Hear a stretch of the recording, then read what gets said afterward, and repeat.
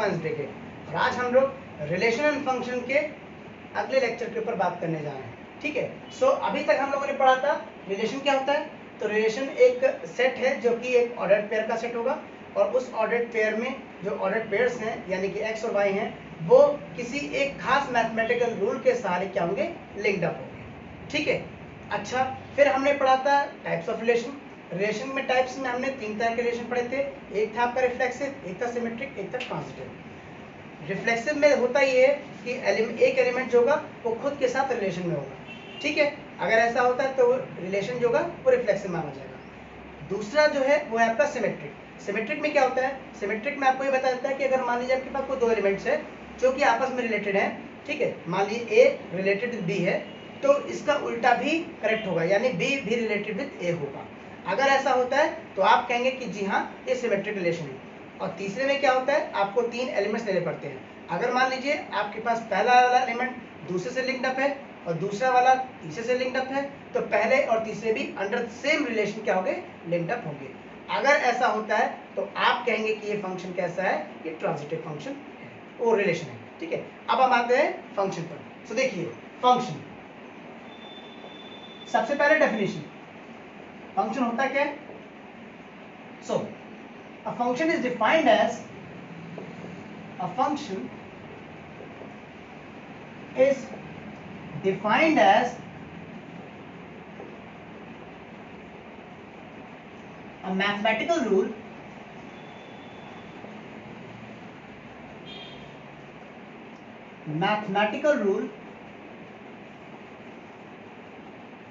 which maps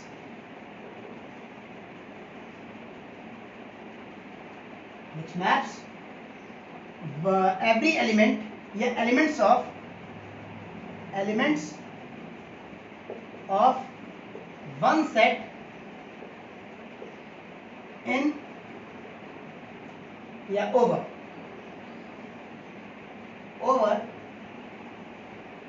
the elements of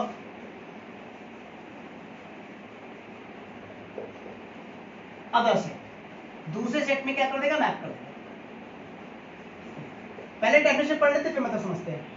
a function is defined as a mathematical rule, एक mathematical rule है, ठीक है। ये इंपॉर्टेंट कॉन्सेप्ट, ठीक है। क्या करेगा मैथमेटिकल रूल, ये करेगा, ये मैप कर देगा, यानी कि भेज देगा। कहां से कहां भेज देगा, एक सेट से दूसरे सेट में। करेक्ट, समझते हैं। देखिए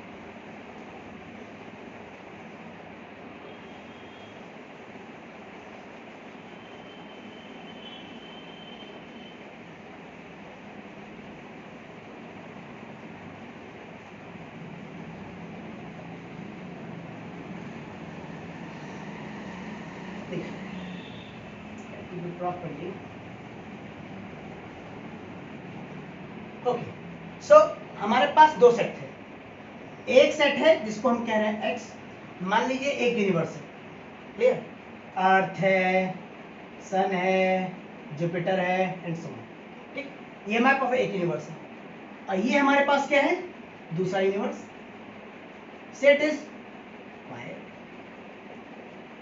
इसमें कुछ और ही एलिमेंट्स हैं, कुछ और ही सिनेरियो चल रहा है, ठीक है। अब एक लिंक बनाते हैं इन दोनों यूनिवर्स के बीच में, ठीक है। पैरेलल यूनिवर्स का कॉन्सेप्ट हम लिंक बना रहे हैं सच दैट ये एक लिंक है जिसको एफ कह रहे हैं, लाइक ब्लैक होल। तो ब्लैक होल क्या कर रहा है, इस यूनिवर्स के एलिमेंट को उठा करके दूसरी यूनिवर्स में भेज दे रहा है। एक तरह से क्या कहते हैं, टनल का काम कर रहा है, ठीक। तो एक यूनिवर्स से उठा करके दूसरे एलिमेंट दूसरे यूनिवर्स में प्लॉट कर देना ही मैपिंग या फंक्शन कहलाता है, ठीक। So mapping is defined as, या a function is defined as a mathematical rule, black hole, which maps one element of one set to the other element of the other set में map कर देगा, correct. ये जो set है जिसके अंदर ही map हो रहा है, उस सेट को कहते हैं रेंज। क्या बोलते हैं, रेंज। और जिस सेट के एलिमेंट को मैप कर रहे हैं उसको बोलते हैं डोमेन। क्या बोलते हैं, डोमेन। जो मैप करने के बाद एलिमेंट्स आ रहे हैं, इन एलिमेंट्स को बोलते हैं क्या, इमेज, करेक्ट। और ये जो एलिमेंट्स जिनकी इमेज बन रही है उन्हें बोलते हैं प्री इमेज। क्या बोलते हैं? Pre image. Correct? Okay. So domain set है, रेंज आपका सेट है। सेट के अंदर जो एलिमेंट्स हैं y वाले उनको हम इमेज बोलेंगे, और यहाँ पर जो होंगे उसको प्री इमेज बोलेंगे। यानी कि इस इमेज को हम लिख सकते हैं y, यानी कि image y is called the functional image of x। क्या पढ़ेंगे इसको? y is the functional image of x। ये आप लगातार इससे एनकाउंटर करेंगे, चाहे आप लिमिट्स पढ़ें, चाहे आप डेरिवेटिव्स पढ़ें, चाहे आप इंटीग्रल्स पढ़ें, चाहे आप डिफरेंशियल इक्वेशन पढ़ें। ओके, तो हायर मैथमेटिक्स में ये बहुत ज्यादा इंपॉर्टेंट कॉन्सेप्ट होने वाला है। ठीक है, अभी तक आप क्या पढ़ते थे कि भैया हमारे पास एक x एक्सिस होता है, एक y एक्सिस होता है, सॉरी ये कैपिटल होगा, एक x एक्सिस होता है, एक y एक्सिस होता है, और यहाँ पे पॉइंट प्लॉट कर देते थे। ठीक है, सच दैट कि y equals to mx plus c general equation ले रहा हूं मैं। ठीक है, इस इक्वेशन में आप x की अगर वैल्यू रखो आपको y मिलता जाएगा। आप यहाँ पे x को क्या बोलते थे? यहाँ पे आप x को बोलते थे इंडिपेंडेंट वेरिएबल। याद होना चाहिए, इंडिपेंडेंट वेरिएबल, और y को बोलते थे डिपेंडेंट वेरिएबल। ठीक है, यहां पर इसको इंडिपेंडेंट वेरिएबल ना कह करके हम क्या कहते हैं? डोमेन कहते हैं, और इसको डिपेंडेंट वेरिएबल ना कह करके इमेज, वो क्या कहते हैं? हम इसको फंक्शन इमेज कहते हैं। करेक्ट? तो y हमेशा y को fx के फॉर्म में लिखा जाएगा। करेक्ट? अब देखिए फंक्शन के टाइप, देखिए क्या फंक्शन के टाइप हो सकते हैं।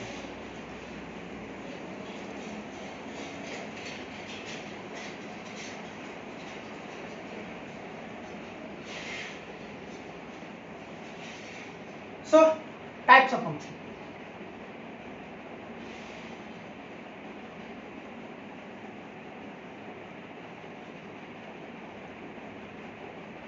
फंक्शन टाइप क्या हो सकते हैं? पहला टाइप है उसको बोलते हैं वन वन। पहले समझ लेते हैं। वन वन फंक्शन का मतलब वो ऐसा फंक्शन जो कि क्या करेगा? एक एलिमेंट को उठाएगा x से, डोमेन से, और रेंज के एक एलिमेंट में प्लॉट कर देगा। ठीक है, ध्यान रखें, एक एलिमेंट को एक ही रेंज पर, इमेज पर प्लॉट करेगा।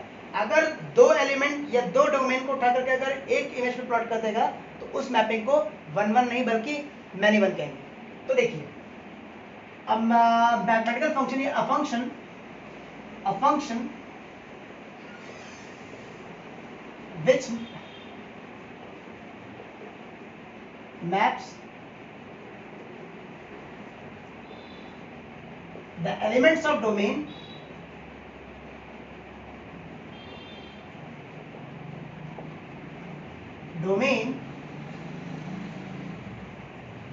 such that for all every discrete element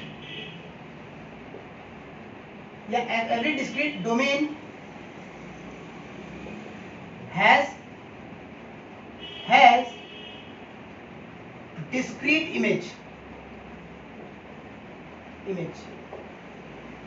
या इसको कहते हैं यूनिक इमेज। दोनों ही कॉन्सेप्ट हैं।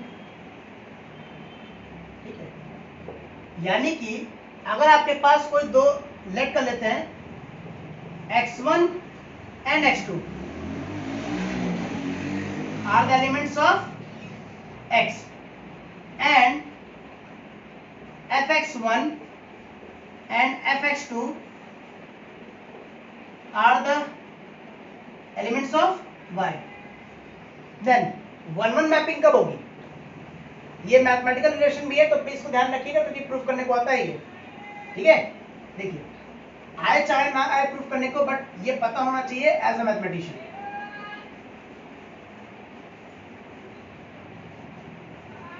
देखिए, सो ये मैपिंग वन वन तब होगी जब इफ अगर fx1 equals to fx2 हो जाए, यानी functional image of both element same हो जाए, दिस इंप्लाइज दैट, इसका मतलब होना चाहिए कि x1 जो है वो x2 के बराबर होगा। यानी कि अगर इमेजेस बराबर हुई तो एलिमेंट्स को भी बराबर होना पड़ेगा। अगर ऐसा नहीं है तो ये 1-1 मैपिंग नहीं होगी। और जो 1-1 मैपिंग नहीं होती इसको कैसी मैपिंग बोलते हैं? उस मैपिंग को बोलते हैं क्या? उस मैपिंग को बोलते हैं मैन्युअल। ठीक है, 1-1 मैपिंग का 1-1 मैपिंग का एक और नाम है, इसको हम बोलते हैं क्या? इसको बोलते हैं इंजेक्टिव। क्या बोलते हैं? इंजेक्टिव। क्लियर?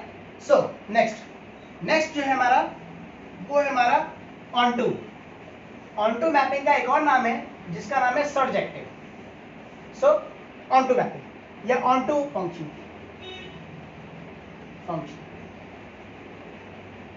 इसका एक और नाम क्या बताया? सर्जेक्टिव।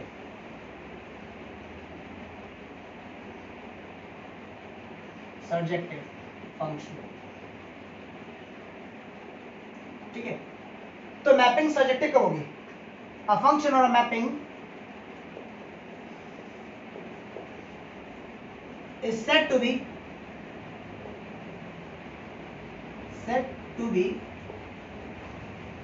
surjective या onto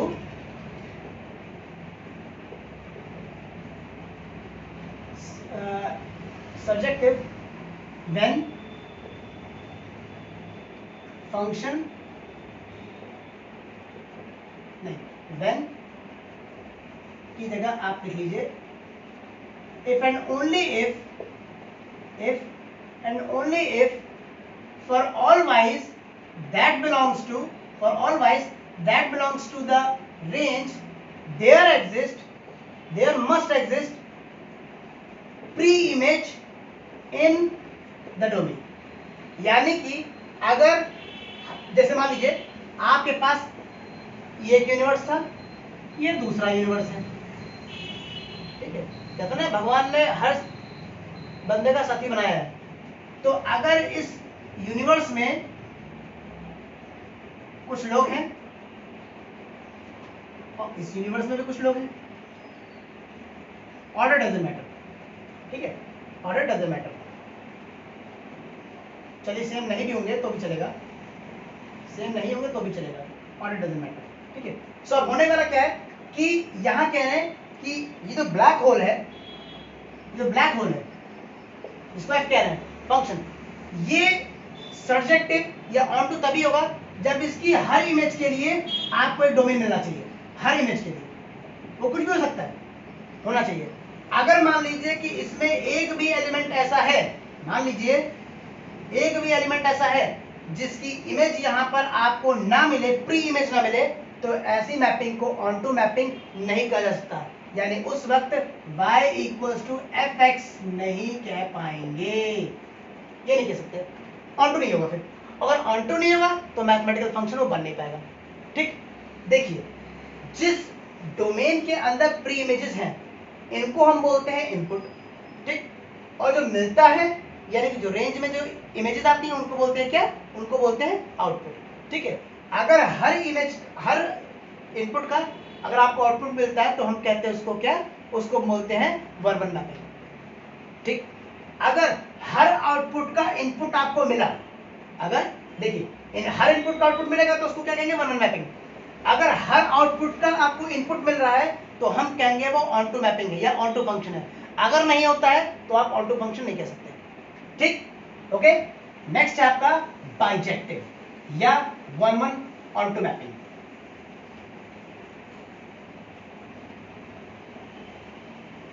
देखिए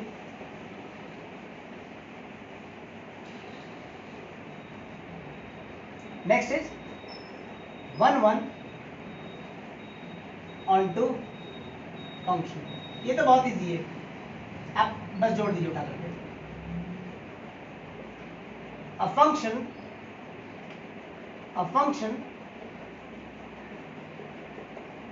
which is both, दोनों नहीं चाहिए, कौन दोनों? 1-1 and onto is called bijective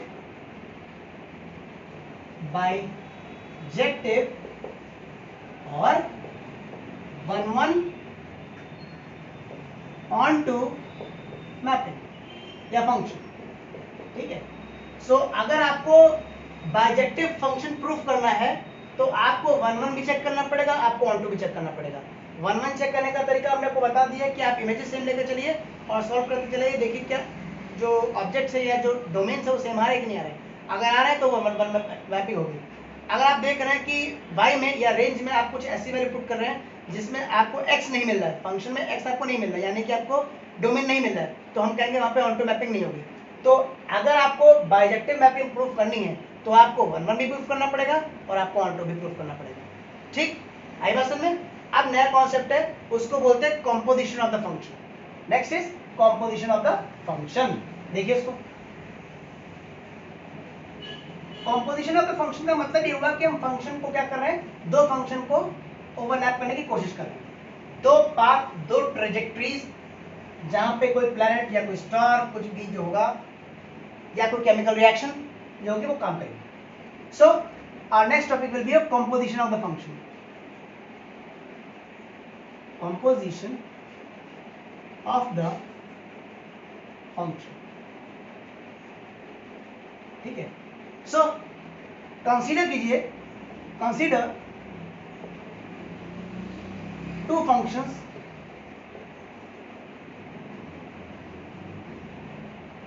f and g, ये दो फंक्शन है, ठीक है। सो मान लेते हैं कि दोनों एक ही वेरिएबल के फंक्शन है, ये आवश्यक नहीं है लेकिन यहां मान लेते हैं फॉर सिंप्लिसिटी, fx से fx एंड gx, ठीक है। अब हमें क्या प्रूफ करना है, composition of the function. The composition of the function, the composition of the function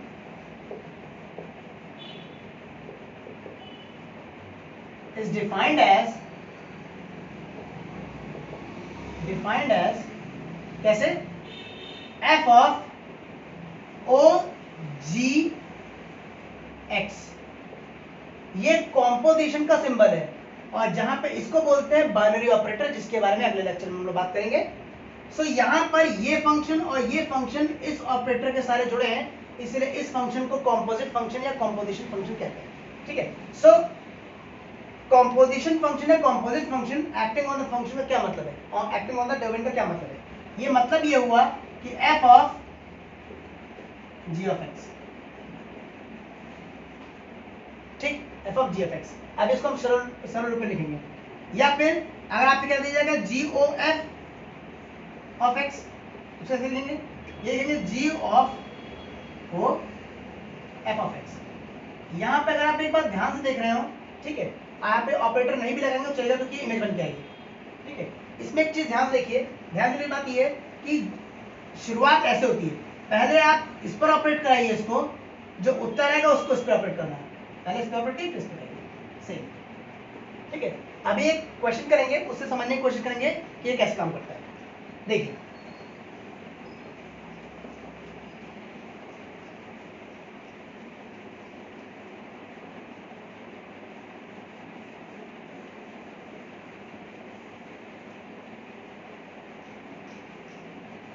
देखिए हमने लिया fx, ये ले लेते हैं हम, क्या कुछ भी ले लिया 3x, करेक्ट, और gx हमने ले लिया क्या, थोड़ा बड़ा लिख सकते हैं, fx हमने ले लिया 3x और gx हमने ले लिया क्या, x स्क्वायर, ठीक है। चलिए 1 भी ले लेते हैं, ठीक, ओके। नाउ अब आप डिफाइन करेंगे f और g ऑफ x, ये फॉग नहीं चल रहा है, ठीक है। सो इसको डिफाइन कैसे करेंगे, तरीका क्या बता था पहले यहां से शुरुआत होगी, तो it is written as f of g of x, ठीक है। वेल पहले g ऑफ x क्या था, x स्क्वायर, क्या ये बात सही है, बिल्कुल सही बात है। अब x स्क्वायर पर ट्रीट करना है f को, मतलब कि जहां पर x लिखा हुआ है, फिर ध्यान दीजिएगा, जहां पर x लिखा हुआ है वहां पे हमें क्या पुट करना पड़ेगा, x स्क्वायर पुट करना पड़ेगा। देखिए fx की वैल्यू ये है, करेक्ट, लेकिन यहां पर fx स्क्वायर है तो x की जगह मुझे क्या पुट करना पड़ेगा, एक्स स्क्वायर पुट करना पड़ेगा। देख लीजिए, यानी कि ये लिखा हुआ है 3 of x squared plus 1, ये निकला आपका कॉम्पोजिट फंक्शन। फिर से देखिए, हमने क्या किया, हमने एफ ओ जी डिफाइन किया, पहले से ऑपरेट कराया, जीएस की वैल्यू हमारे पास ये रखी हुई है, हमने उठा के रख दी। अब इस फंक्शन में जहां कहीं पर भी एक्स स्क्वायर है, एक्स है, वहां पर इसकी वैल्यू आएगी रख देंगे। यहाँ पर क्या एक्स स्क्वायर है, इसलिए जहां पर एक्स था वहां पर क्या कर दिया, एक्स स्क्वायर पुट कर दिया। ठीक, अब हम देखते हैं जी ऑफ एफ, इसको देखिए। सो जी ऐसे ही रहेगा और एफ एक्स पुट होगा, ठीक है। सो जी एफ एक्स की वैल्यू कितनी, एफ एक्स की वैल्यू हमारे पास 3x + 1, यानी कि g में जहां पर भी x है वहां पे हमको क्या पुट करना पड़ेगा, 3x + 1 पुट करना पड़ेगा। देखिए,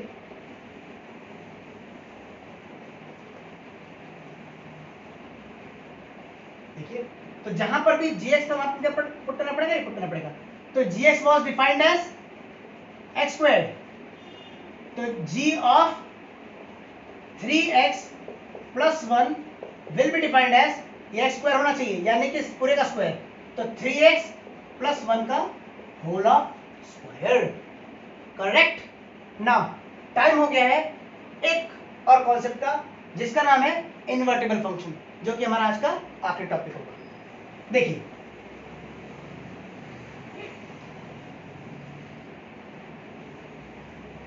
देखिए,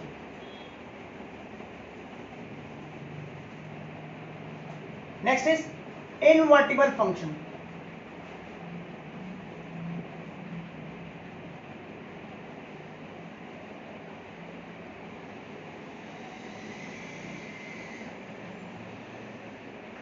क्या होता है, a function is said to be invertible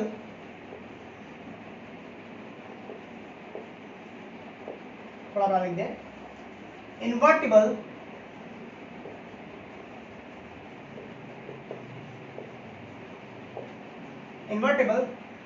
if and only if, यहां पे मैं fx डाल दूं, एक फंक्शन जो कि fx बोला गया है, if and only if there exists a function gx such that g of fx must be equals to identity function। ये आइडेंटिटी फंक्शन का मतलब ये हुआ कि आप इस फंक्शन में x की कोई भी वैल्यू रखो, आपको आंसर क्या देगा, 1 देगा। करेक्ट। तो कहने का मतलब ये है कि अगर कोई आपके पास fx फंक्शन है, ये इन्वर्टिबल तभी माना जाएगा जब इसके लिए एक हम gx डिफाइन कर पाए सच दैट कि gx को जब ऑपरेट करो fx से तो आपको आइडेंटिटी मिलना चाहिए। ठीक, यानी कि उस हालत में g ऑफ fx को हम कहेंगे f इनवर्स ऑफ x। क्या ये बात क्लियर है?